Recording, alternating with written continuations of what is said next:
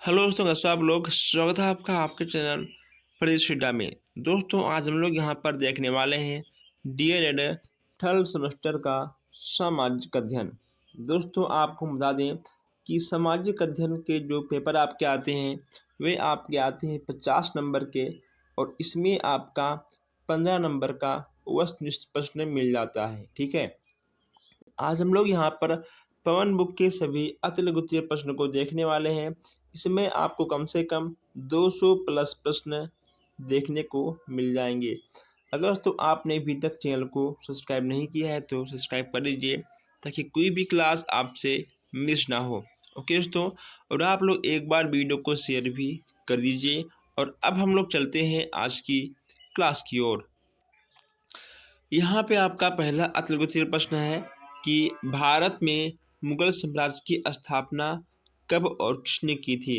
तो यहाँ पे आपका हो जाएगा कि भारत में मुगल साम्राज्य की स्थापना 1526 ईस्वी में पानीपत के मैदान में इब्राहिम लोदी को हराकर दिल्ली तथा आगरा पर अपना अधिकार कर मुगल साम्राज्य की स्थापना की थी। किसने किया था? बाबर ने किया था। बाबर का चरित्र चित्रण कीजिए।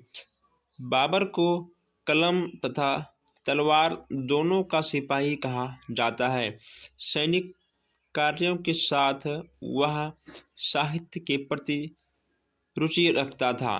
ठीक है दोस्तों, तो बाबर के अंदर कई क्वालिटियाँ थीं जो कि यहाँ पे आपको देखने को मिल जाएंगे। अब यहाँ नेक्स्ट है कि बाबर द्वारा लिखित पुस्तकों के नाम बताइए। तुर्की भाषा में लिखा गया था तुचुक ए बाबरी। दोस्तों, यह क्वेश्चन कई बार आया है, आपको इस क्वेश्चन को नोट करना चाहिए। तुचुक ए बाबरी तथा फारसी अनुवाद में बाबर नामा भी लिखा गया है। कभी कहीं पूछ लेगा आपसे कि बाबर नामा किसका है, तो आपका हो जाएगा बाबर का है। नेक्स्ट आपका तुजुक ए बाबरी किसका है, ये भी आपका बाबर का ही पुस्तक है। तो ये दोनों आपके वेरी वेरी मोस्ट इम्पोर्टेंट है। नेक्स्ट यहाँ पे आपका है हुमायूं कब मुगल सिंहासन पर बैठा। हुमायूं कब मुगल सिंहासन में बैठा, तो आपको जाएगा 1530 में हुमायूं सिंहासन पर बैठ गया था। शेर शाह दिल्ली का शासक कैसे बना। चौसा के युद्ध में हुमायूं को हराकर शेर शाह 1540 में दिल्ली का शासक बना। कब बना? 1540 में दिल्ली का शासक बना। ठीक है, नेक्स्ट यहाँ पे आपका है कालिजर का युद्ध कब हुआ था। दोस्तों, आपका हुआ था 1545 में। ठीक है, शेर शाह घायल हो गया था उसी युद्ध में, और यह युद्ध हुआ था आपका 1545 में। शेर ए मंडल शेरशाह को कहाँ बनाया। शेर ए मंडल शेरशाह ने कहाँ बनाया। शेर ए मंडल को शेरशाह द्वारा दिल्ली के पुराने किले में बनवाया गया था। अब यहाँ पे सबसे very very most important question है, पानीपत का द्वितीय युद्ध कब हुआ था। 1556 ईस्वी में पानीपत के मैदान में हुमायूं को हराकर अकबर ने आगरा तथा दिल्ली पर अपना अधिकार कर लिया था। कब हुआ था दोस्तों? यह हुआ था आपका 1556 में। ठीक है, नेक्स्ट यहाँ पे आपका है कि अकबर ने साम्राज्य विस्तार हेतु क्या नीति अपनाई। अकबर ने साम्राज्य विस्तार के लिए सीधे संघर्ष करने वैवाहिक संबंध स्थापित की। देखिए दोस्तों, ये आपका वैवाहिक संबंध ये होता है, जैसे कि मान लो अगर आपका किसी राज्य से झगड़ा चल रहा है, अगर आप विवाह का प्रस्ताव भेजते हो, विवाह कर लेते हो, तो कहीं ना कहीं तो वह रिश्तेदारी में वह चीज़ आ जाएगी और झगड़ा खत्म हो जाएगा। ठीक है, तो दोस्तों यही वैवाहिक संबंध है। ठीक है दोस्तों, ताकि शादी कर लो आराम से, उसके बाद आपका झगड़ा हो ही ना। नेक्स्ट यहाँ पे आपका है चंदेरी का युद्ध कब और किसके मध्य हुआ था। 29 जनवरी 1528 में बाबर और मेदिनी राय के मध्य में हुआ था। ठीक है, अब यहाँ पे आपका कि बाबर की पुत्री का क्या नाम था? बाबर की पुत्री का क्या नाम था? बाबर की पुत्री का नाम था गुलबदन बेगम। ठीक है, किस मुगल शासक ने आगरा के किले की न्याय की जंजीर लगवाई? आपका जाएगा जहांगीर। ओके दोस्तों, चलिए आगे बढ़ते हैं। नेक्स्ट यहाँ पे आपका है कि ईस्ट इंडिया कंपनी की स्थापना का समय पहला गवर्नर कौन था? तो ईस्ट इंडिया कंपनी की स्थापना के समय पहला गवर्नर था टॉमस स्थिम। नेक्स्ट यहाँ पे आपका है असीमगढ़ का युद्ध कब हुआ था? 1601 में अकबर द्वारा लड़ा गया यह अंतिम युद्ध था। ठीक है, आरामबाग की स्थापना किस शासन ने कराई? बाबर ने आगरा में 1526 में कराई थी। डच महल कहाँ बना था? दोस्तों, डच महल कहाँ बना है? पुर्तगालियों द्वारा निर्मित केरल में 1557 में बना है डच महल। दोस्तों, डच महल से भी क्वेश्चंस आपके बन जाते हैं। पुराना किला कहाँ स्थित है? दिल्ली में शेरशाह सूरी द्वारा निर्मित 1613 में। ठीक है, नेक्स्ट यहाँ पर आपका है कि जहांगीर महल तथा अकबर का किला कहाँ स्थित है?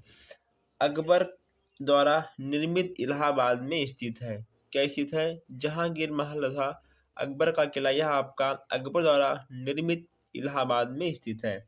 नेक्स्ट यहाँ पे आपका है शालीमार बाग कहाँ स्थित है? जहांगीर द्वारा बनाया गया था। यह स्थित है आपका श्रीनगर में। कहाँ पे आपका स्थित है? श्रीनगर में। जैसे यहाँ पे आपका है मुगलकालीन दो अति प्रसिद्ध इमारतों के नाम बताइए। अब यहाँ पे आपका जाएगा ताजमहल और आपका जाएगा लाल किला। ओके, तो यह आपका मुगलकालीन के प्रसिद्ध इमारत में आ जाएंगे। मुगलकालीन के प्रमुख बंदरगाहों का वर्णन यहाँ पे आपको करना है। लाहौर, सूरत एवं कालीकट मुगल काल के प्रसिद्ध बंदरगाह हैं। ठीक है, लाहौर, सूरत और कालीकट ये आपके तीनों हैं। नेक्स्ट यहाँ पे आपका है कि मनसबदारी। ठीक है दोस्तों, मनसबदारी प्रथा का प्रचलन किस काल में हुआ था? यहाँ पे आपका जाएगा कि मुगल काल में मनसबदारी की प्रथा का प्रचलन हुआ था। कब हुआ था? मुगल काल में हुआ था। दीन ए इलाही नामक धर्म किसने चलाया था? अकबर ने दीन ए इलाही नामक धर्म चलाया था। किसने चलाया था? अकबर ने चलाया था। आइन ए अकबर किसकी रचना है? अबुल फजल द्वारा लिखी हुई रचना है। रामचरितमानस की रचनाकार कौन है? गोस्वामी तुलसीदास जी हैं। नेक्स्ट यहाँ पे आपका है लाल किला का निर्माण किसने कराया था? यहाँ आपका जाएगा शाहजहां ने कराया था। ताजमहल का निर्माण किसने कराया था? तो यहाँ आपको जाएगा शाहजहां अपनी पत्नी मुमताज महल की याद में सफ़ेद संगमरमर से निर्मित ताजमहल की स्थापना की गई थी। नेक्स्ट यहाँ पे आपका है कि हल्दी घाट का युद्ध किसके मध्य हुआ था? हल्दी घाट का युद्ध 18 जून 1576 ईस्वी में महाराणा प्रताप और अकबर के बीच में हुआ था। दोस्तों, अगर आपने अभी तक चैनल को सब्सक्राइब नहीं किया है तो सब्सक्राइब कर लीजिए और आप लोग एक बार वीडियो को शेयर भी कर दीजिए। नेक्स्ट यहाँ पे आपका दिया गया है कि चांद बीबी कौन थी? दोस्तों, चांद बीबी अहमदनगर की रानी थी। कौन थी चांद बीबी? यह आपकी अहमदनगर की रानी थी। नेक्स्ट यहाँ पे आपका है सफ़ेदपुर सिकरी के किले का निर्माण किसने कराया था? सफ़ेदपुर सिकरी किले का निर्माण अकबर ने कराया था। नेक्स्ट यहाँ पे आपका है जहांगीर ने खुर्रम को कौन सी उपाधि दी थी और क्यों? दक्षिण भारत में अहमदनगर विजय के उपरांत जहांगीर ने खुर्रम को शाहजहां की उपाधि दी थी। ओके दोस्तों, खुर्रम को शाहजहां की उपाधि मिल गई थी जब वो अहमदनगर पर विजय प्राप्त किए थे। सर टॉमस कौन थे? सम टॉमस रो कौन थे? सम टॉमस रो ने जहांगीर से भारत में व्यापार करने की आज्ञा प्राप्त की थी। के इंग्लैंड के सम्राट के राजदूत थे। दोस्तों, जब जो ये हमारे ईस्ट इंडिया के अधिकारी हैं, जब वो हमारे देश में व्यापार करने के लिए आए थे, व्यापार करते करते वो इंडिया को समझ चुके थे कि आखिर यहाँ पर फूट डालो राज करो वाला काम हो जाएगा। ठीक है दोस्तों, इसीलिए जब एक लोग आए उसके बाद दोस्तों एक से अनेक लोग आ गए और धीरे धीरे अपना देश गुलाम हो गया था। मुगल कालीन 4 साहित्य के नाम बताइए। अब यहाँ पे आपको मुगल कालीन के 4 साहित्यकारों के नाम बताना है। पहला आपका होगा पंडित जगन्नाथ, अबुल फजल तुलसीदास तथा गुलबदन बेगम। नेक्स्ट यहाँ पे आपका है कि मुगल कालीन स्थापन कला की 3 विशेषताएं लिखिए। यहाँ पे आपको 3 विशेषताएं मिल जाएंगी। दोस्तों, यहाँ से भी क्वेश्चंस आपके बन जाते हैं, इसको भी आप लोग नोट कर लीजिएगा। नेक्स्ट यहाँ पे आपका है कि मुगल कालीन 4 संगीतज्ञों का नाम यहाँ पे आपको देना है। दोस्तों, आप लोगों ने तानसेन का नाम तो सुना होगा, हरिदास का नाम आप लोगों ने भी सुना होगा, लाल खां का नाम आप लोगों ने सुना होगा, उसके बाद अब्दुल हकीम खाना का नाम आप लोगों ने सुना होगा। ये आपके 4 हो जाएंगे। नेक्स्ट यहाँ पे आपका है कि शिवाजी के अष्टप्रधान में प्रधान पद का क्या नाम था? यहाँ पे आपको जाएगा कि शिवाजी के अष्टप्रधान में प्रधान पद का नाम था वेदांत। क्या था? वेदांत था। शिवाजी की माता का नाम क्या था? जीजाबाई। शिवाजी का राज अभिषेक कब हुआ था? इनका हुआ था 1674 में। शिवाजी की किन्हीं 2 विजयों के नाम लिखिए। दोस्तों, रायगढ़ और कोकड़। ठीक है, चलिए नेक्स्ट यहाँ पे आपका है कि हाँ देखिए दोस्तों, यहाँ पे आपको इतना ठीक है लिख लेना है। ये जो आपको यहाँ पर दिख रहे हैं शिवाजी के संबंधित सभी चीज़ें, इसको आपको लिख लेना है। ठीक है, नेक्स्ट यहाँ पे आपका है कि पुरंदर की संधि के 2 शर्तों के नाम बताइए। अब यहाँ पे दोस्तों, यहाँ पे आपका पहला जाएगा कि बीजापुर युद्ध में शाही सेना की सहायता करना, उसके बाद 23 किलो बादशाहों को देना। ये पुरंदर की संधि थे। नेक्स्ट यहाँ पे आपका है कि शाइस्ता खां कौन थे? औरंगजेब की माता था, दक्षिण का सूबेदार था।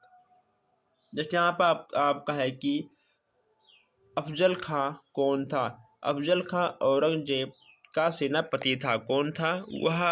अफजल खां औरंगजेब के सेनापति थे। आइए अभी हम आगे देखते हैं।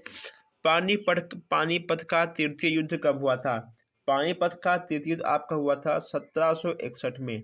ठीक है दोस्तों, शाहजहां का शासनकाल कब और कब से कब तक रहा? तो शाहजहां का शासनकाल आपका था 1628 से लेकर 1658 तक।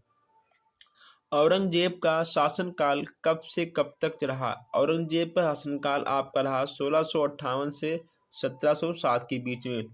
भारत तो दोस्तों, अंग्रेज भारत में कौन कौन सी फसलें पैदा करवा रहे थे? अंग्रेज भारत में कौन कौन सी फसलें पैदा करवा रहे थे? आपका जाएगा पहला नील, पटसन, अफीम, गन्ना, चाय और कहवा। ये आपके हो जाएंगे 6 फसल। नेक्स्ट यहाँ पे आपका है कर्नाटक। दोस्तों, कर्नाटक का प्रथम युद्ध 1746 से 48 ईस्वी में हुआ था, जो कि ठीक है, या क्या कांड हुआ था, किसके लिए हुआ था? देखिए यहाँ पे आपका पहला जाएगा कि अमेरिका के उपनिवेशों को लेकर आपसी झगड़ा और भारत में व्यापारिक प्रतिस्पर्धा। ये आपके 2 हो जाएंगे। कर्नाटक का तृतीय युद्ध क्यों हुआ था? देखिए दोस्तों, हैदराबाद में कर्नाटक राज्यों की राजगद्दी के संदर्भ में अंग्रेज और फ्रांसीसियों के मध्य युद्ध हुआ था। बक्सर का युद्ध। दोस्तों बक्सर का युद्ध आपका वेरी वेरी मोस्ट इम्पोर्टेंट है, ये क्वेश्चंस आपका जरूर आएगा, ठीक है। बक्सर का युद्ध आपका कब हुआ था? आपका हुआ था 1764 में, ठीक है दोस्तों। बक्सर का युद्ध का परिणाम क्या हुआ? बक्सर का युद्ध हुआ था आपका, इसमें बक्सर में मीर कासिम की पराजय से अंग्रेज के पैर भारत में और मजबूत हो गए थे। जब अंग्रेजों के पास दोस्तों बंदूक थी, हथियार थी, लेकिन हम सबके पास अभी तक नहीं था, इसलिए हम लोग हार रहे थे। लेकिन अब सब कुछ है। जैसे यहाँ पे आपका है, ब्रिटिश कंपनी ने भारत में राजनीतिक सत्ता हासिल करने के लिए क्या उपाय किया? इसमें आपको जाएगा, अंग्रेजों ने राजाओं और नवाबों के बीच कुछ दोस्तों आपका फूट डालना, आपस में लड़ना और भी तरीके थी। हमने आपसे पहले कहा था कि जो ब्रिटिश कंपनियां थीं वो हमारे राज्य में दो राज्यों के बीच में फूट डालो और राज करने वाला काम था, ठीक है। आइए हम लोग आगे बढ़ते हैं। अब रेगुलेटिंग एक्ट क्या होता है? रेगुलेटिंग एक्ट क्या होता है? ब्रिटिश सरकार ने भारत में कंपनी के कार्य पर नज़र रखने के लिए 1773 में एक एक्ट बनवाया, उसे कहते हैं ब्रिटिश एक्ट कंपनी, ठीक है दोस्तों। ब्रिटिश सरकार ने भारत की कंपनियों पर, देखिए दोस्तों, ठीक है, ब्रिटिश सरकार ने भारत की कंपनियों पर नज़र रखने के लिए रेगू एक्ट की स्थापना की थी। नेक्स्ट यहाँ पे आपका है, वालियन हेस्टिंग बंगाल का गवर्नर कब बना था? 1772 में बना था, ठीक है दोस्तों। चलिए आगे बढ़ते हैं। नेक्स्ट यहाँ पे आपका है विलियम बेटिंग के कार्यों का विवरण कीजिए। सन 1828 में विलियम बेटिंग गवर्नर बना। दोस्तों वह अच्छा आदमी था, ठीक है, उसने जन कल्याण के कार्यों की ओर अपना ध्यान दिया। विलियम बेटिंग अच्छा आदमी था। उसके बाद यहाँ पे आपका है कि संसार को कितने प्राकृतिक प्रदेशों में बांटा जा सकता है? देखिए दोस्तों, शीतकटिबंधीय प्रदेश और शीतोष्णकटिबंधीय प्रदेश है, ठीक है दोस्तों। ये आपके हो जाएंगे दो। इसमें आपका टुंडा प्रदेश, टेंगा प्रदेश ये भी आएगा। इसमें आपका भूमध्य सागरीय प्रदेश है, शीतोष्ण प्रदेश है, मौसलीय शीतोष्ण मानसूनी या चीन तुल्य प्रदेश, ठीक है, सब आपकी आ जाएंगी। नेक्स्ट यहाँ पे आपको जाएगा एशिया महाद्वीप। आइए दोस्तों, एशिया महाद्वीप को समझाइए। यहाँ पे आपको एशिया महाद्वीप को समझाना है। आपको लिखना होगा कि इस महाद्वीप में 49 देश हैं। कितने देश हैं? 49 देश हैं। संसार का 1/3 भाग एशिया महाद्वीप है, ठीक है दोस्तों, एशिया महाद्वीप के अंतर्गत आएगा। हम लोग एशिया महाद्वीप में बैठे हैं। अगर हमारी और आपकी बात हो तो हम लोग एशिया महाद्वीप में ही बैठे हैं। इसमें सबसे छोटा देश है मालदीव व सिंगापुर, ठीक है दोस्तों, तथा सबसे बड़ा देश आपका हो जाएगा रूस। रूस आपका सबसे बड़ा देश है। वनों के प्रकार बताइए। वनों के दोस्तों आपके कई प्रकार होते हैं। यहाँ पे आपको दिख जाएगा कि भूमध्य रेखीय, उसके बाद यहाँ पे आपको जाएगा उष्णकटिबंधीय, शीतोष्णकटिबंधीय, ठीक है दोस्तों। फिर यहाँ पे आपको हो जाएगा शीतोष्ण कटिबंधीय वन और शीतोष्ण कटिबंधीय और शीत कटिबंधीय। तो ये आपके 5 प्रकार के यहाँ पे देखने को मिल जाएंगे। आप इसको जरूर नोट कर लीजिएगा। कंगारुओं का देश दोस्तों कहाँ पे है? आपका ऑस्ट्रेलिया में है, ठीक है। विश्व विख्यात पिरामिड आपका कहाँ है? मिस्र में है। और नेक्स्ट आपका है कि यूरेशिया से आपका क्या अभिप्राय है? यूरोप तथा एशिया को मिलाकर यूरेशिया का निर्माण हुआ था। ओके दोस्तों, यूरोप तथा एशिया को मिलाकर यूरेशिया कहा जाता है, ये भी आप लिख सकते हो। विश्व की सबसे ऊंची पर्वत चोटी कहाँ है? माउंटेन एवरेस्ट है, 8,850 मीटर, ठीक है। नेक्स्ट यहाँ पे आपका है कि विश्व की सबसे प्रवाल भित्ति कहाँ स्थित है? प्रशांत महासागर में, ठीक है दोस्तों। चलिए, भारतीय जलवायु को किस नाम से जाना जाता है? भारतीय जलवायु को उष्णकटिबंधीय जलवायु के नाम से जाना जाता है। नेक्स्ट यहाँ पे आपका होगा कि भारत में कुल कितने क्षेत्रफल भारत में कुल कितने क्षेत्रफल में कृषि होती है? भारत में कुल क्षेत्रफल का लगभग 51% भाग पर कृषि होती है। नेक्स्ट यहाँ पे आपका है कि भारत में संसार में शक्ति के साधन क्या क्या हैं? विश्व में प्राकृतिक शक्ति के साधन 3 हैं। कौन से हैं? जल, खनिज तेल और जल शक्ति। ठीक है दोस्तों, कोयला आपका हो जाएगा, कोयला, खनिज तेल और जल शक्ति, ये हमारे संसार के शक्ति के साधन में आ जाएंगे। जो हमारी बिजली बनती है दोस्तों, इसमें कहीं ना कहीं कोयला और जल का अधिक योगदान होता है। नेक्स्ट यहाँ पे आपका है कि उद्योगों की स्थापना हेतु किस किस की आवश्यकता होती है? अब अगर दोस्तों हम लोग उद्योग की स्थापना करेंगे तो उसमें कहीं ना कहीं दोस्तों कच्ची सामग्री, ठीक है, बाजार भी होना चाहिए, परिवहन भी होना चाहिए, ठीक है दोस्तों, श्रम, पूंजी, शक्ति के साधन, इन सब चीज़ों का होना तभी हम लोग कोई भी उद्योग स्टार्ट कर सकते हैं, वरना नहीं कर पाएंगे। नेक्स्ट यहाँ पे आपका है कि वस्त्रों के प्रकार बताइए। दोस्तों वस्त्र आप लोगों ने से सुना होगा, सूती, टेरिकॉट, कॉटन दोस्तों, ठीक है, ये आपके 3-4 प्रकार के हैं और आप इसको भी यहाँ पर लिख सकते हो। ठीक है, देखिए सूती, रेशमी और ऊनी, कृत्रिम, रेशा, आप इन सब चीज़ों को भी यहाँ पर लिख सकते हो अपने हिसाब से, अपने अकॉर्डिंग। परिवहन के प्रमुख साधन कौन कौन से हैं? परिवहन की बात की जा रही है, थल परिवहन, जल परिवहन और वायु। ओके दोस्तों, जल थल वायु, जल थल वायु, ठीक है, जल थल वायु परिवहन।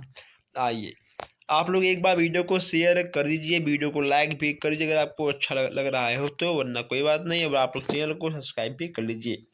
आइए नेक्स्ट यहाँ पे आपका है, जल परिवहन को कितने भागों में बांटा गया है? अब यहाँ पर दोस्तों जल परिवहन को कितने भागों में बांटा गया है, ये भी यहाँ से आपसे पूछा गया है। आंतरिक जलमार्ग, नहर जलमार्ग, समुद्री जलमार्ग। ओके, इसको 3 भागों में बांटा गया था। वृक्षों के जो महत्व दर्शाइए। आखिर वृक्ष के कौन कौन से महत्व हैं दोस्तों? आप एक महत्व नहीं, आप 1000 महत्व लिख सकते हो। वृक्ष वायुमंडल से कार्बन डाइऑक्साइड लेती है और ऑक्सीजन देती है। वृक्ष मृदा अपरदन को भी दोस्तों रोकती है। आप बहुत चीज़ें लिख सकते हो कि वृक्ष से हमें छाया मिलता है, हमें लकड़ी मिलता है दोस्तों, कई चीज़ें, बहुत चीज़ दोस्तों। आप 4-5 पेज में लिख सकते हो, लेकिन बस जितना पूछे आपसे उतना लिख के आइएगा, क्योंकि आपके पास टाइम कम होता है। आगे बढ़ते हैं। स्थल मार्ग से आपका क्या अभिप्राय है? धरातल पर आने जाने के साधनों को स्थल मार्ग कहते हैं। स्थल मार्ग में सर्वथा, ठीक है, सर्वथा रेलगाड़ियां आ जाती हैं। अब यहाँ बात करते हैं, रेल मार्ग पर टिप्पणी लिखिए। रेल मार्ग पर टिप्पणी यहाँ पे आपको देना है तो, भारत में रेल मार्ग परिवहन का मुख्य साधन है। ठीक है दोस्तों, भारत में रेल मार्ग परिवहन का मुख्य साधन है दोस्तों, जो अपने देश में सबसे अधिक, अगर सरकार पैसा कमाती है तो वह है आपका रेल मार्ग। ठीक है, वर्तमान में भारतीय रेल मार्ग की लंबाई कितनी थी दोस्तों? वर्तमान में आपका है 63,465 किलोमीटर। ठीक है, नेक्स्ट यहाँ पे आपका है कि जल मार्ग से आपका क्या अभिप्राय है, समझाइए। जल मार्ग से आपका क्या अभिप्राय है, आपको यहाँ पर समझाना है। दोस्तों यह नाव से है दोस्तों, उसके बाद स्टीमर से है, पानी का जहाज चलते हैं, यह जल मार्ग के अंतर्गत आ जाएगा। नेक्स्ट यहाँ पे आपका है कि भारत के राष्ट्रीय जलमार्ग कौन कौन से हैं? राष्ट्रीय जलमार्ग की यहाँ पर बात की जा रही है दोस्तों, गंगा नदी में भी है, उसके बाद आपका ब्रह्मपुत्र में भी है, उसमें फिर आपको देखने को टिकट मिल जाएगा केरल में। और आप इसे इतना विस्तार से मत लिखिएगा, बस केवल मुख्य मुख्य चीज़ों को आप लिखिएगा, क्योंकि आपका टाइम बर्बाद ना हो, नंबर तो आपको एक ही मिलना है। समुद्री जल मार्ग से क्या तात्पर्य है? समुद्र के रास्ते से यात्रा करने एवं माल को ढोने का कार्य करना समुद्री मार्ग कहलाता है। भारत में लगभग 95% व्यापार समुद्री मार्ग से होता है। देखिए दोस्तों, 95% समुद्री मार्ग से होता है। ठीक है, ये देखिए यहाँ पे। नेक्स्ट यहाँ पे आपका है, बंदरगाह किसे कहते हैं? समुद्र का कटा पटा सुरक्षित स्थान जहाँ पर पानी के जहाज आकर खड़े होते हैं और यात्री व माल उतार चढ़ाव करते हैं, वह आपका बंदरगाह के अंतर्गत आ जाएगा। कृषि से आपका क्या अभिप्राय है? दोस्तों, कृषि कई प्रकार के होते हैं। इसके अंदर आपका दोस्तों फसल तो आएगा ही। ठीक है दोस्तों, पशुपालन, मुर्गी पालन, मधुमक्खी पालन, रेशम पालन, ओके दोस्तों, बागवानी, उसके बाद आपका मछली पालन, ठीक है, जिसको बोलते हैं मत्स्य पालन, ये सब आपकी कृषि के अंतर्गत आ जाएंगे। यहाँ पे आपका है नेक्स्ट, खाद्यान्न फसलें। फसलें कौन कौन सी हैं? गेहूँ, चावल, जौ, चना, मटर, दाल, ज्वार, बाजरा, ये सब आपकी खाद्यान्न फसल के अंतर्गत आ जाएंगी। नकदी फसल के अंतर्गत आपका कौन सा आएगा? गन्ना, कपास, जूट, तिलहन, तंबाकू, ओके दोस्तों, आपका औषधियों का पेड़, सब आपके नकदी में आ जाएंगी। देखिए दोस्तों, आपका एक ये वेरी वेरी मोस्ट इम्पॉर्टेंट, ठीक है, आपका एक ये वेरी वेरी मोस्ट इम्पॉर्टेंट, ये भी दोस्तों को आपका वेरी वेरी मोस्ट इम्पॉर्टेंट है। पेय एवं बागवानी फसलें कौन सी है? दोस्तों, जिसको हम लोग खांसी जुकाम में पीते हैं, इसे आपको चाय, कहवा दोस्तों, ठीक है, उसके बाद रबड़ और गरम मसाले, ये सब आपकी पेय और बागवानी में आ जाएंगी। ठीक है दोस्तों, चलिए अब यहाँ मैं आपको थोड़ा कंफर्म कर दूँ दोस्तों, ये ठीक है आपकी आएंगी पेय पेय फसल में, ये आपकी आएंगी ठीक है बागवानी फसल में। आइए आगे बढ़ते हैं। नेक्स्ट यहाँ पे आपका है रबी की फसलों का, यहाँ पे आपको बताना है कि दोस्तों रबी की फसलों के बारे में यहाँ पे आपको बताना है।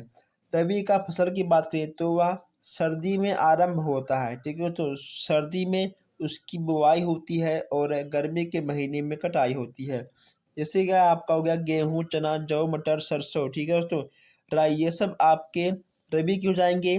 और अगर बात करें खरीफ की, तो खरीफ की फसल के अंतर्गत आपके दोस्तों यह आपका वर्षा जब होता है तभी आपकी बुआई होती है। ओके, तो उसके बाद आपका शीत ऋतु में इसकी कटाई होती है। आपका हो गया धान, मक्का, ज्वार, मूंग, जूट, मूंगफली, ठीक है।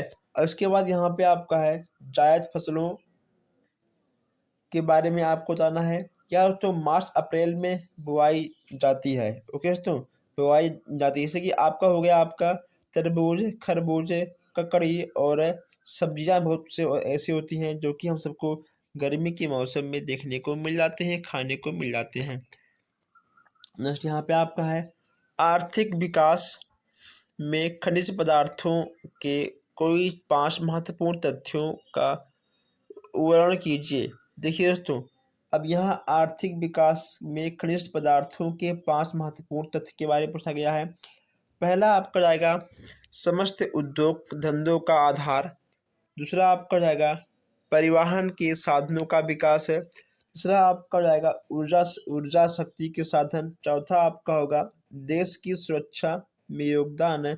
और पांचवा आपका जाएगा खनन में लाखों व्यक्तियों को रोजगार प्राप्त। ओके दोस्तों, आइए नेक्स्ट यहाँ पे आपका जाएगा कि ऊर्जा की गैर परंपरागत साधन कौन से हैं। ऊर्जा की गैर परंपरागत ज्वारीय ऊर्जा, जियो थर्मल ऊर्जा, गोबर गैस, सौर ऊर्जा और परमाणु ऊर्जा, ये सब आपके गैर परंपरागत ऊर्जा के अंतर्गत आ जाएंगे।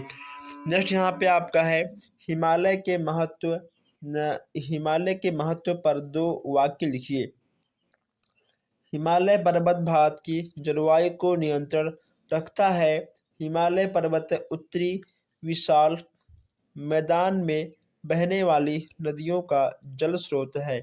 नेक्स्ट यहाँ पे आपका है कि उत्तर के विशाल मैदान को कितने भागों में बांटा गया है। आपको जाएगा पहला सिंधु नदी के मैदान में, और दूसरा आपको जाएगा गंगा का मैदान है, तीसरा आपको जाएगा ब्रह्मपुत्र का मैदान। ये आपके तीनों हो जाएंगे। बॉक्साइट क्या होता है। बॉक्साइट दोस्तों क्या होता है? बॉक्साइट खानों खानों से नि- निकाला जाता है। बॉक्साइट को गलाकर शुद्ध एल्युमिनियम अलग कर लिया जाता है। ओके दोस्तों, इसका वायुयान, विद्युत, फर्नीचर तथा बर्तन में भी हम लोग बॉक्साइट का उपयोग कर लेते हैं। मैंगनीज क्या होता है? यह महत्वपूर्ण खनिज है। इसका अधिकतर प्रयोग लौह इस्पात उद्योगों में किया जाता है। भारत मैंगनीज का सबसे बड़ा उत्पादन देश है। ठीक है दोस्तों, भारत मैंगनीज का सबसे बड़ा उत्पादन देश है। आपको इन चीज़ों को भी नोट करना चाहिए। अब यहाँ पे आपका जब मैंगनीज की बात करते हैं तो यहाँ पे आपका अभ्रक भी आएगा। ठीक है, आपका अभ्रक भी आ जाएगा। अगर हम यहाँ पर अभ्रक की बात करें, ठीक है दोस्तों, तो आपने गुलाल में देखा होगा जो चमकीले पदार्थ होते हैं जो उड़ता हुआ आपको दिखाई देता है, वह आपका अभ्रक होता है। अब यहाँ आप एक बात नोट कर लीजिए कि भारत विश्व का सबसे अधिक अभ्रक उत्पादन करता है। आ- आपका भारत में सबसे अधिक आपका उसमें क्या है? मैंगनीज भी है, उसके बाद आपका अभ्रक भी है। मैं यहाँ पे आपको बता दूँ कि बॉक्साइट है, मैंगनीज है, अभ्रक, ओके दोस्तों, और आपका कोयला। ये जो आपके तीन खनिज हैं, आपको इसको 101% में नोट करना है, 5 स्टार में, क्योंकि इन चारों में से आपका एक क्वेश्चन जरूर आएगा। कोयला क्या है दोस्तों? कोयला खनिज पदार्थ है जिसे खानों से निकाला आता है और उसे ऊर्जा के रूप में हम लोग प्रयोग करते हैं। ठीक है दोस्तों, कोयला का प्रयोग कहाँ कहाँ होता है आपको पता होगा। भट्ठों पे होता है जहाँ ईंट बनती है, फैक्ट्री में होता है, रेलवे में बनता है, बिजली बनता है, ओके दोस्तों, कई जगह पे कोयला का प्रयोग होता है। नेक्स्ट यहाँ पे आपका है कि खनिज तेल से क्या अभिप्राय है? खनिज तेल औषधि सेलों में रंध्रों यानी छिद्रों से पाया जाता है। खनिजों से मिले तेल को कच्चा तेल कहते हैं। प्राकृतिक गैस से क्या तात्पर्य है समझाइए। प्राकृतिक गैस की बात यहाँ पे की जा रही है दोस्तों। प्राकृतिक गैस के स्थल, सागर तथा महासागरों के तलों भागों में पाया जाता है। इसको मशीनों द्वारा निकाला जाता है। इसका उपयोग गैस चूल्हों जलाने, बिजली उत्पादन तथा मोटर इंजन चलाने के लिए किया जाता है। नेक्स्ट यहाँ पे आपका है कि केंद्र सरकार के अंग बताइए। दोस्तों, केंद्र सरकार के अंग कौन कौन से आपके जाएंगे? व्यवस्थापिका, कार्यपालिका और न्यायपालिका। ठीक है, ये आपके केंद्र के अंतर्गत आएंगे। नेक्स्ट यहाँ पे आपका है कि संसद से आपका क्या अभिप्राय है? संसद की बात यहाँ पे की जा रही है तो संसद का निर्माण लोकसभा, राज्यसभा तथा व्यवहार व्यवस्थापिका को मिलाकर हुआ। संसद सदस्य जनता द्वारा प्रत्यक्ष रूप से चुने जाते हैं। नेक्स्ट यहाँ पे आपका है कि लोकसभा भंग। भंग की स्थिति को समझाइए। लोकसभा कार्यकाल 5 वर्ष की होती है। लोकसभा कार्यकाल 5 वर्ष की होती है, लेकिन प्रधानमंत्री की सलाह पर राष्ट्रपति लोकसभा को पहले ही भंग कर सकता है। ओके दोस्तों, प्रधानमंत्री की सलाह पर राष्ट्रपति लोकसभा को पहले ही भंग कर सकता है। वर्तमान वर्तमान में लोकसभा के सदस्यों की संख्या बताइए। इस समय दोस्तों लोकसभा की जो संख्या है इस समय आपकी है 543। ठीक है दोस्तों। नेक्स्ट यहाँ पे आपका है कि संसद के अधिवेशन पर प्रकाश डालिए। संसद के अधिवेशन पर प्रकाश डालिए। इसमें आपका रहेगा बजट अधिवेशन, ग्रीष्म अधिवेशन, वर्षाकालीन, शीतकालीन। एक वर्ष में कम से कम 2 अधिवेशन होने आवश्यक हैं। कितने दोस्तों? 2 अधिवेशन होना आवश्यक है। लोकसभा के क्या क्या कार्य हैं? कानून बनाना, ठीक है, मंत्रिपरिषद के कार्यों पर नियंत्रण रखना, उसके बाद जनता पर कर लगाने तथा व्यय करने का निर्णय लेना, यह आपका लोकसभा के अंतर्गत आएगा। अब यहाँ हम बात कर लें राज्यसभा। जब यहाँ लोकसभा की बात हो गई है तो यहाँ पर हम बात कर लें राज्यसभा की। तो राज्यसभा का कार्यकाल कितना होता है? राज्यसभा का कार्यकाल होता है 6 वर्ष का। कितने वर्ष का होता है? आपका हो जाएगा 6 वर्ष का। यह अस्थायी सदन है। यह सदन कभी भी भंग नहीं किया जा सकता है। अब यहाँ आगे बढ़ते हैं। जस्ट यहाँ पे आपका है भारत के राष्ट्रपति पद की क्या योग्यता होनी चाहिए। अगर मान लो दोस्तों आपको राष्ट्रपति पद पर जाना है तो आपके अंदर कौन कौन सी योग्यता होना चाहिए। पहला बात यह कि आप भारत के नागरिक हो, आपका उम्र 35 हो, किसी भी सरकारी पद पर आप ना हो, ठीक है। लोकसभा के सदस्य होने की योग्यता भी आपको रखना पड़ेगा। ये आपके 4 चीज़ होना आवश्यक है। उसके बाद आप भारत के राष्ट्रपति बन सकते हो। आइए हम आगे बढ़ते हैं। अब यहाँ पे आपका नेक्स्ट है कि राष्ट्रपति के अधिकारों का यहाँ पे आपको बताना है कि आखिर राष्ट्रपति के कौन कौन से अधिकार होते हैं। कार्यपालिका संबंधी अधिकार, ठीक है दोस्तों, कानून निर्माण संबंधी अधिकार, उसके बाद न्याय संबंधी अधिकार, वित्तीय अधिकार और संकटकालीन अधिकार। जैसे यहाँ पे आपका है कि प्रधानमंत्री का आशय समझाइए। प्रधानमंत्री लोकसभा के बहुमत दल का नेता होता है, इसलिए वह देश का नेतृत्व करता है तथा देश विदेश में पूरे राष्ट्र का नेता बन जाता है। चलिए आइए आगे बढ़ते हैं। जस्ट यहाँ पे आपका है कि एक न्यायाधीश की योग्यता बताइए। दोस्तों वह भारत का नागरिक हो और उसका उम्र कम से कम दोस्तों 62 से अधिक होना चाहिए और उसके पास 10 साल का अनुभव भी होना चाहिए, तभी आप एक न्यायाधीश बन सकते हो। कर कितने प्रकार के होते हैं दोस्तों? कर 2 प्रकार के होते हैं, प्रत्यक्ष कर और अप्रत्यक्ष कर, ठीक है। ये आपके हो गए कर। कर 2 प्रकार के होते हैं। जस्ट यहाँ पे आपका है कि भारत की 12वीं योजना का कार्यकाल स्पष्ट करिए। भारत की पंचवर्षीय योजना का कार्यकाल वर्ष 2012 से 17 तक की गई थी। ओके तो 12वीं पंचवर्षीय योजना 12 से 17 तक की गई थी। जैसे यहाँ पे आपका है भारत में मुगल वंश की नींव किस शासन ने रखी थी? बाबर ने तो रखी थी। चौसा का युद्ध किसके मध्य हुआ था? हुमायूं और शेरशाह के मध्य हुआ था। उसके बाद यहाँ पे आपका है कि शेरशाह के बचपन का नाम क्या था? शेरशाह के बचपन का नाम था फरीद। ये भी आपका क्वेश्चन आ सकता है, देखिए ऐसे क्वेश्चन आपके आए हुए हैं। उसके बाद यहाँ पे जस्ट आपका है कि अकबर के कार्य में अमील का क्या कार्य था? राजस्व वसूली करना या इनका मुख्य कार्य था। जस्ट यहाँ पे आपका है कि जहांगीर द्वारा लिखी गई आत्मकथा का नाम क्या है? तुझके जहांगीर, ठीक है। तुझके जहांगीर आपका जाएगा।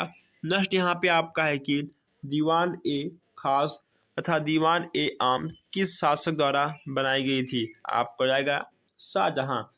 नेक्स्ट यहाँ पे आपका है कि निम्नलिखित में से धात्विक पदार्थों को बनाकर लिखिए। अब दोस्तों यहाँ पे आपका धात्विक पदार्थ कौन कौन से हैं? कोयला, गंधक, अभ्रक, तांबा, सोना, लोहा। इनमें से आपका कौन सा होगा? दोस्तों इसमें आपका ठीक होगा लोहा, तांबा और सोना। आपका है कि भारतवर्ष में सबसे अधिक सोना किस राज्य में पाया जाता है? कर्नाटक में। ओके दोस्तों, कर्नाटक में कोलार के खानों में सोना सबसे अधिक पाया जाता है। आइए अब हम लोग आगे बढ़ते हैं और यहाँ देखते हैं थोड़ा सा बॉक्साइट का उपयोग। बॉक्साइट की एक उपयोग बताइए। दोस्तों बॉक्साइट का उपयोग सबसे अधिक आपका हवाई जहाज में देखने को मिल जाता है, ठीक है। अणुशक्ति ऊर्जा संरक्षण केंद्र की स्थापना कब की गई थी? यह की गई थी 1962 में। कब की गई थी? 1962 में की गई थी। जस्ट यहाँ पे आपका है कि शीतोष्ण प्रदेश में पाए जाने वाले 2 पशुओं के नाम बताइए। आपको जाएगा जंगली घोड़ा और जंगली भैंस। जस्ट यहाँ पे आपका है अंटार्कटिका की खोज में गए भारतीय दल में कुल कितने सदस्य? आपके जाएंगे 21 लोग। ओके तो 21 लोग गए हुए थे। समवर्ती सूची में आने वाले 4 विषयों का नाम बताइए। समवर्ती सूची की बात करते हैं, इसमें आपका जाएगा चिकित्सा, शिक्षा, धर्म संस्थाएं, देखो दोस्तों धर्म संस्थाएं और शादी और उद्योग, ये आपके 4 हो जाएंगे। जस्ट यहाँ पे आपका है कि भारत की तीनों सेनाओं का प्रधान कौन होता है? दोस्तों तीनों सेनाओं का प्रधान होता है हमारा राष्ट्रपति। आगे बढ़ते हैं। नेक्स्ट यहाँ पे आपका है कि लोकसभा के सदस्यों का कार्यकाल कितने वर्ष तक होता है। आपका हो जाएगा 5 वर्ष तक। बाबरनामा किसने लिखा था दोस्तों, यह है आपका बाबर का। इस पे हम लोग बात कर चुके हैं। नेक्स्ट यहाँ पे आपका है कि काबूलियत किसे कहा जाता है। किसानों द्वारा अपनी भूमि पर उस पर दे लगान का विवरण सरकार को लिखित रूप से देने को काबूलियत कहा जाता है। हल्दी घाटी का युद्ध कब और किसके मध्य हुआ था दोस्तों, इस पे हम लोग बात कर चुके हैं। नेक्स्ट यहाँ पे आपका है भारत की फ्रांसीसियों की असफलता के 2 कारण बताइए। फ्रांसीसियों की असफलता के 2 कारण आगे कौन कौन से हैं। पहला आपका है यहाँ पर कंपनी की आर्थिक दशा अच्छी नहीं थी, और दूसरा आपका है कि उसके कर्मचारी कंपनी के कार्यों में अधिक रुचि नहीं लेते थे। नेक्स्ट यहाँ पे आप दोस्तों यहाँ पे आपसे कहा था, ठीक है, 2 यहाँ आप 4 देख सकते हैं। जैसे आपका है कि उनमें परस्पर मतभेद था, एकता का अभाव होना। चौथा आपका है कि फ्रांस की सरकार कंपनी के मामलों में उचित ध्यान नहीं देती थी। आगे बढ़ते हैं। नेक्स्ट यहाँ पे आपका है कि हुमायूं और शेरशाह के बीच कौन कौन सा युद्ध हुआ था दोस्तों। चौसा का युद्ध हुआ था, ठीक है, और आपको रहेगा कन्नौज का युद्ध, ठीक है दोस्तों।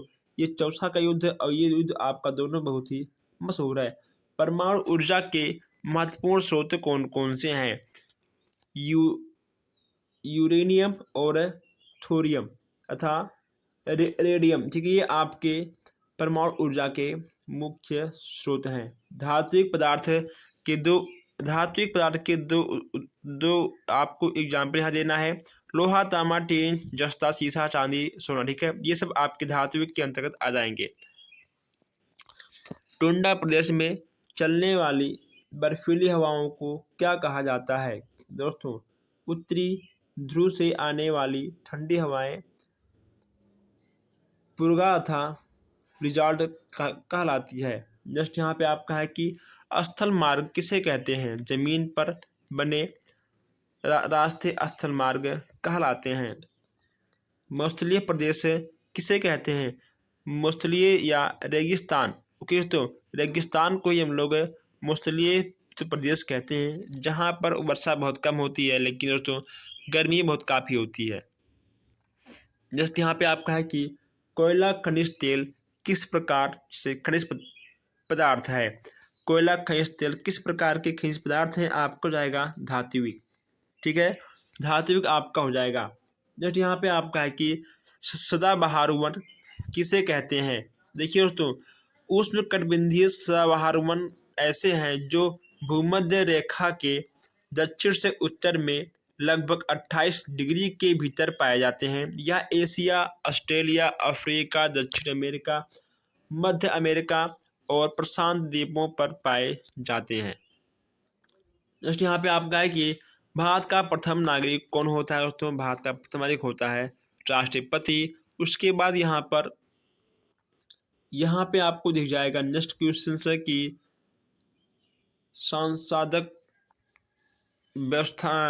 व्यवस्था किसे कहते हैं। राष्ट्रपति, लोकसभा तथा राज्यसभा को ये तीनों दोस्तों मिल जाते हैं तभी एक संसद की बैठक होती है, ठीक है। नेक्स्ट यहाँ पे आपका है कि राज्यसभा में कितने सदस्यों को राष्ट्रपति द्वारा मनोनीत किया जाता है। बस केवल 12 को, ठीक है, बस केवल 12 ही आपके होते हैं। बाबर के पुत्रों का नाम बताइए दोस्तों। यहाँ पर बाबर के 5 पुत्र थे, यहाँ पे आपको देखने को मिल जाएंगे, आप इसको नोट कर लीजिए। आइए हम लोग आगे बढ़ते हैं। चलिए यहाँ पे आपका अगला क्वेश्चन है कि हुमायूं की असफलता के 2 कारण बताइए। तो इसमें आपका जाएगा अफगानी शत्रु तथा हुमायूं के सगे संबंधी भी उसका साथ नहीं दिए थे, इसलिए हुमायूं असफल हो गया था। नेक्स्ट यहाँ पे आपका है कि जहांगीर द्वारा विजित 4 राज्यों के नाम बताइए। इसमें आपका दोस्तों क्या हो जाएगा, इसमें आपको जाएगा कंधार, मेवाड़, अहमदनगर और कांगड़, ये आपके 4 हो जाएंगे। नेक्स्ट यहाँ पे आपका है कि औरंगजेब ने दक्षिण भारत में किन राज्यों पर आक्रमण किया था? इसमें आपका हो जाएगा बीजापुर और गोलकुंडा। बीजापुर और गोलकुंडा आपके हो जाएंगे। नेक्स्ट यहाँ पे आपका है कि भारत ने अंग्रेज और फ्रांसीसियों के बीच संघर्ष के दो कारण बताइए। इसमें दोस्तों आपका ठीक हो जाएगा भारत में व्यापारिक प्रजा तथा अमेरिका के उपनिवेशों का अभाव। अस्थायी बंदोबस्त के दो लाभ बताइए। दोस्तों अस्थायी बंदोबस्त के दो लाभ यहाँ पर आपको देखना है। तो इससे कंपनी के तथा लोगों के आर्थिक हितों की अधिक रक्षा होना। नेक्स्ट यहाँ पे आपका है कि इससे राज्य को एक निर्धारित आय तथा निश्चित समय पर प्राप्त हो जाती है। नेक्स्ट यहाँ पे आपका है कि लॉर्ड विलियम की बात करें और तो इसके 4 सामाजिक सुधार के बारे में यहाँ पर आपसे बात की जा रही है। इसमें आपको देखने को मिल जाएगा कि भारतीय सेना में प्रचलित कोड़े लगाने की प्रथा को समाप्त करना दोस्तों सबसे अच्छी बात है। उसके बाद भारतीय नदियों में स्टीमर चलाना अच्छी बात है। आगरा क्षेत्र में कृषि भूमि का बंदोबस्त, किसानों द्वारा की जाने वाली माल गुजारी का उचित निर्धारण करना। तो कहीं ना कहीं लॉर्ड विलियम बेंटिंक एक बहुत ही अच्छा आदमी था, इंसान था, कुछ भी आप बोल सकते हो। रेगुलेटिंग एक्ट के दो दोष कौन कौन से हैं? गवर्नर जनरल एवं परिषद की दया पर निर्भर होना और उच्च न्यायालय का अस्पष्ट क्षेत्राधिकार। लॉर्ड क्लाइव की दो उपलब्धियां बताइए। यहाँ पे आपको लॉर्ड क्लाइव की दो उपलब्धियां देखने को मिल जाएंगी। प्लासी का युद्ध किसके बीच हुआ था? प्लासी का युद्ध दोस्तों आपका बंगाल के नवाब रियाजुद्दौला के बीच हुआ था। ठीक है दोस्तों, ईस्ट इंडिया कंपनी तथा बंगाल के नवाब के बीच हुआ था प्लासी का युद्ध। प्लासी का युद्ध हुआ था आपका ब्रिटिश ईस्ट इंडिया कंपनी और बंगाल के नवाब के बीच हुआ था। आप इसको भी देख सकते हैं। नेक्स्ट यहाँ पे आपका है कि संसद के 3 अंग कौन कौन से हैं तथा दोनों सदनों के नाम यहाँ पे आपको बताना है। तो इसके आपके 3 अंग हो जाएंगे, राष्ट्रपति, लोकसभा और राज्यसभा। ठीक है दोस्तों, इसके दो आपके होते हैं सदन, लोकसभा और राज्यसभा। प्रधानमंत्री के 2 कार्य आपको लिखना है। दोस्तों आप 2 कार्य नहीं, आप 10 कार्य भी लिख सकते हो। अब दोस्तों क्लास बहुत ही लंबी होती जा रही है, इसीलिए हम यहाँ पर अब कुछ मोस्ट इम्पॉर्टेंट क्वेश्चंस को लेंगे और जो क्वेश्चंस आपके थोड़े तो ऐसे हैं, हम उनको आपको दिखाते हुए आगे बढ़ते रहेंगे। अब तो यहाँ पे उच्च न्यायालय के 2 कार्य यहाँ पे आपको लिखना है। तो उच्च न्यायालय के कौन कौन से कार्य होते हैं यहाँ पे आपको दिख जाएगा। उसके बाद यहाँ पे सुनामी से क्या तात्पर्य है? सुनामी लहरें समुद्र तटों पर भीषण तरीकों से हमला करती है दोस्तों, जिसमें कहीं ना कहीं जान माल का बहुत भारी नुकसान हो जाता है। ठीक है दोस्तों, इसकी भविष्यवाणी करना मुश्किल हो जाता है, कहीं ना कहीं उसमें विज्ञान भी फेल होता है सुनामी का भविष्यवाणी करना। जस्ट यहाँ पे आपका है कि भारत के सीमाओं पर स्थित पड़ोसी देश के नाम बताइए। दोस्तों आपका नेपाल, चीन, भूटान, बांग्लादेश, म्यांमार और पाकिस्तान। ठीक है दोस्तों, ये हमारे 6 ऐसे अंतर्राष्ट्रीय देश हैं जो भारत की सीमाओं पर लगते हैं। ठीक है, अगर दोस्तों बात करें नेपाल की, तो आप नेपाल घूम सकते हो बिना किसी वीज़ा पासपोर्ट के। बस केवल इंडिया वाले घूम सकते हैं और जो आएंगे अदर कंट्री से उन्हें वीज़ा पासपोर्ट की आवश्यकता होती है। जस्ट यहाँ पे आपका है मनसबदारी प्रथा का प्रचलन किस काल में तथा किसके द्वारा हुआ था? मुगल काल में अकबर के द्वारा हुआ था। ठीक है दोस्तों, नेक्स्ट यहाँ पे आपका है कि शिवाजी द्वारा लगाए गए 2 करों का नाम बताइए। यहाँ पे आपको 2 कर दिख जाएंगे। उसके बाद यहाँ पे आपका है कि राज्य अपहरण नीति को लागू करने वाला गवर्नर जनरल कौन था? दोस्तों इसमें आपका आएगा लॉर्ड डलहौजी। नेक्स्ट यहाँ पे आपका है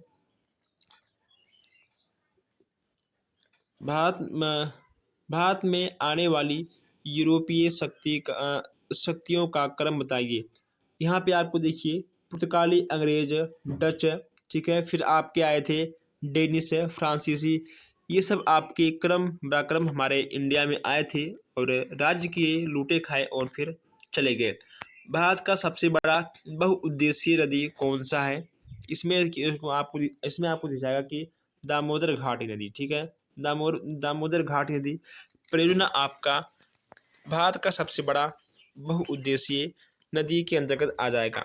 नेक्स्ट यहाँ पे आपका है कि वन से प्राप्त होने वाले 2 अप्रत्यक्ष लाभ बताइए।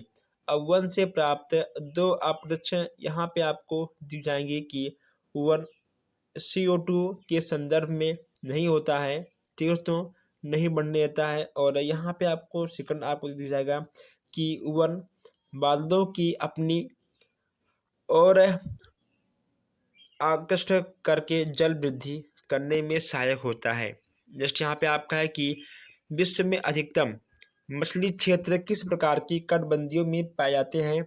इसमें आपका हो जाएगा शीतोष्ण कटिबंधी, ठीक है दोस्तों। इसमें आपका शीतोष्ण कटिबंधी कितने प्रकार के होते हैं? ये हो जाएंगे आपके 4 प्रकार के। उत्तरी पश्चिमी प्रशांत महासागर, उसके बाद आपका हो जाएगा, और यहाँ पे आपको जाएगा तो सेकंड उत्तरी पश्चिमी अंटार्कटिक महासागर। उसके बाद यहाँ पे तीसरा आपको जाएगा उत्तरी पूर्वी अंटार्कटिक महासागर, उत्तरी पूर्वी प्रशांत महासागर, ठीक है। ये आपके 4 टाइप के हो जाएंगे। नेक्स्ट यहाँ पे आपको जाएगा कि शक्ति के संसाधनों से आपका क्या अभिप्राय है? अब यहाँ पे आपको कोयला, खनिज तेल, पेट्रोल, ये सब आपके शक्ति के संसाधन में आ जाएंगे, ठीक है। जितना पूछे बिल्कुल आपको उतना ही लिखना है इसमें। नेक्स्ट यहाँ पे आपको यहाँ पर देखने को मिल जाएगा कि राष्ट्रपति राज्यसभा में 12 सदस्य किन क्षेत्रों में मनोनीत करता है? इसमें आपका जाएगा साहित्य, विज्ञान, कला, सामाजिक क्षेत्र। ये दोस्तों आपके very very most important question. ये देखिए यहाँ पे आपको 18 में देखने को मिला था, ठीक है। ये क्वेश्चन आपके आए हुए हैं। और भारत के प्रथम एवं वर्तमान प्रधानमंत्री कौन थे? आपके हो जाएंगे प्रथम आपके हो जाएंगे पंडित जवाहरलाल नेहरू, और वर्तमान आपके हो जाएंगे श्री नरेंद्र दामोदर दास मोदी। अब यहाँ पे आपका है कि केंद्र मंत्रिपरिषद का कार्यकाल कितना होता है? यह हो जाएगा आपका 5 वर्ष का। कितने वर्ष का? यह आपका 5 वर्ष का हो जाएगा। नेक्स्ट यहाँ पे आपका है कि राजस्व का अर्थ बताइए। राजस्व का अर्थ बताइए। इसमें आपका जाएगा कि सरकार द्वारा वसूले गए सभी प्रकार के कर और शुल्क, निवेशों पर प्राप्त ब्याज तथा लाभांश तथा विभिन्न सेवाओं में बदले प्राप्त रकम को राजस्व कहते हैं। नेक्स्ट यहाँ पे आपका है पंचवर्षीय योजना का मुख्य उद्देश्य समावेशी विकास है। दोस्तों 11वीं पंचवर्षीय योजना, ठीक है दोस्तों, आपका जाएगा 11वीं पंचवर्षीय योजना। और यहाँ पे आपका अब थोड़ा सा आएगा डेबिट कार्ड तथा क्रेडिट कार्ड में अंतर क्या होता है? दोस्तों डेबिट कार्ड की बात करें तो इससे बैंक कार्ड या चेक के द्वारा क्या आता है दोस्तों? यह प्लास्टिक का कार्ड होता है। खरीदारी जब आप करते हो तो आप लोग भुगतान तुरंत डेबिट कार्ड से कर सकते हो। लेकिन दोस्तों जो आपका डेबिट कार्ड होता है, जितना आपका उसमें अमाउंट रहेगा बस केवल आप उतना ही खर्च कर सकते हो। लेकिन डेबिट कार्ड में आप लोग जितना आप चाहो उतना भी तो खर्च कर सकते हो, लेकिन बाद में आपको उसे बैंक को पे भी करना होगा। अब यहाँ पे आपका कुछ क्वेश्चंस हैं भारत के संचार के 2 संसाधन के बारे में। तो यहाँ पे आपसे कहा गया है 2, लेकिन यहाँ पे आपको 4 से 5 मिल जाएंगे। रेडियो, टेलीविज़न, टेलीफोन, मोबाइल, ठीक है। ये चीज़ें आपके आ जाएंगे संसाधन में। आप इसको बहुत ही आराम से लिख पाओगे। इसमें हम क्या आपको बताएं, दोस्तों इस पर भी हम बात तो कर चुके हैं और इन सब चीज़ों पे हम बात आगे तो कर चुके हैं। इन सब पर बार बार बात करने से कोई इफेक्ट नहीं पड़ने वाला दोस्तों, ठीक है। चलिए आगे बढ़ते हैं। आप लोग इन सब क्वेश्चंस को आगे भी पढ़ चुके हो, और जो क्वेश्चंस हम यहाँ पर पढ़ चुके हैं उस क्वेश्चंस को हम यहाँ पर रिपीट नहीं करेंगे, बस केवल आपका यहाँ पर टाइम ही तो खराब होगा। शीतोष्ण प्रदेश में पाए जाने वाले 2 पशुओं के नाम बताइए। जैसे कि आपके जाएंगे दरियाई घोड़ा, मगरमच्छ, ठीक है, घड़ियाल, आपके जाएंगे जंगली भैंस। नेक्स्ट यहाँ पे आपका है कि दो शक्ति के साधनों के नाम बताइए। पहला आपका होगा विद्युत संसाधन और दूसरा आपका होगा जल। ठीक है, इस पर भी हम लोग बात कर चुके हैं। और विश्व के प्रमुख 3 नहर कौन कौन से हैं, इसमें भी देखिए श्वेत नहर, ठीक है, पनामा और कील नहर, ये आपकी 3 हो जाएंगे। उसके बाद यहाँ पे आपको कुछ और दिख जाएंगे। दोस्तों जो क्वेश्चंस आपको यहाँ पर दिख रहे हैं, आप इन सब क्वेश्चंस को नोट करते हुए आगे बढ़िए। और बैंकिंग प्रणाली के लाभ, आप लोग लाभ दोस्तों आप लोग लिख सकते हो। और हम लोग शिवाजी के तो बारे में आगे बात कर चुके हैं। उसके बाद 1857 की क्रांति किस मुगल शासन के समय हुआ था, इसमें आपको जाएगा बहादुर शाह जफर।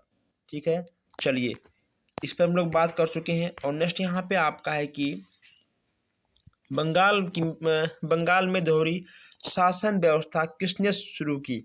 बंगाल में दोहरी शासन व्यवस्था किसने शुरू की, इसमें आपको जाएंगे रॉबर्ट क्लाइव। ठीक है, इनका भी नाम आप लोग नोट करिएगा। भारत में हरित क्रांति के जनक कौन है, इसमें आपको जाएंगे MS स्वामीनाथन। ठीक है, ये क्वेश्चन आपका 4 से 5 बार आया हुआ है। MS स्वामीनाथन। रेल मार्ग दोस्तों, स्थल मार्ग की बात करें, ये भी आपको यहाँ पर पता है, रेल और बस है। उसके बाद सौर ऊर्जा के बारे में आप लोग दोस्तों बहुत कुछ लिख पाओगे कि आखिर हम लोग इसे किस किस यूज में करते हैं। ठीक है, चलिए जो चीज़ें आसान हैं उन चीज़ों को हम आपके ऊपर छोड़ रहे हैं, आप लोग उसको लिखोगे। उसके बाद मजबूती के आधार पर लोह धातु को कितने प्रकार हैं, दोस्तों इसमें आपको देखने को मिल जाएंगे 4 प्रकार से। कितने दोस्तों, लोहा आपका मजबूती के आधार पर 4 प्रकार से आपका सबसे मजबूत हो जाएगा। और सहारा मौसल आपका होता है अफ्रीका में है। कहाँ पे है आपका, अफ्रीका में है। और नेक्स्ट यहाँ पे आपका है कि व्यापार के द्वारा वस्तुओं को दूसरे देश में बेचने का क्या कहलाता है, निर्यात कहलाता है, ये भी यहाँ पे आपको दिख जाएगा। उसके बाद समवर्ती सूची के विषयों में कौन कौन सी सहायक कानून बनाई जाती है, केंद्र और राज्य दोनों। ठीक है, केंद्र और राज्य आपके दोनों हो जाएंगे। उसके बाद राज्यसभा के सदस्यों के कार्यकाल के बारे में हम लोग बात कर चुके हैं। इसके 1/3 सदन में कितने वर्ष के बाद अवकाश होता है, यहाँ पर भी आपको देखिए मिल जाएगा। ठीक है दोस्तों, देखिए लोकसभा आपका देखिए होगा कार्यकाल 5 साल का। जो आपके लोकसभा के होंगे कार्यकाल आपके होंगे 5 साल के, लेकिन राज्य के आपके होंगे 6 साल के। तो राज्य के आपके होंगे 6 साल के और लोकसभा के आपके होंगे 5 साल के। बस केवल यहाँ पे आपको एक ही साल का अंतर देखने को मिल जाएगा। नेक्स्ट यहाँ पे आपका है कि भारतीय सदन किससे मिलकर बनता है, आपको पता ही है, लोकसभा, राज्यसभा और राष्ट्रपति से मिलकर बनता है। और भारत में प्रथम पंचवर्षीय योजना कब प्रारंभ हुआ, यह होगा आपका 8 दिसंबर 1991। कब हुआ था आपका हो जाएगा 8 दिसंबर 1991। तो दोस्तों यहाँ पर हम लोगों ने आज कम से कम 200 प्लस प्रश्न देखे हैं। और हम आपको बता दें कि अगर आपको किसी भी क्वेश्चन में कोई भी डाउट हो तो आप बेशक कमेंट कर हमसे पूछ सकते हैं। और आप लोग इस वीडियो को अपने दोस्तों तक जरूर शेयर करिएगा। और हम मिलते हैं फिर आपसे नेक्स्ट क्लास में, नेक्स्ट अपडेट में। धन्यवाद।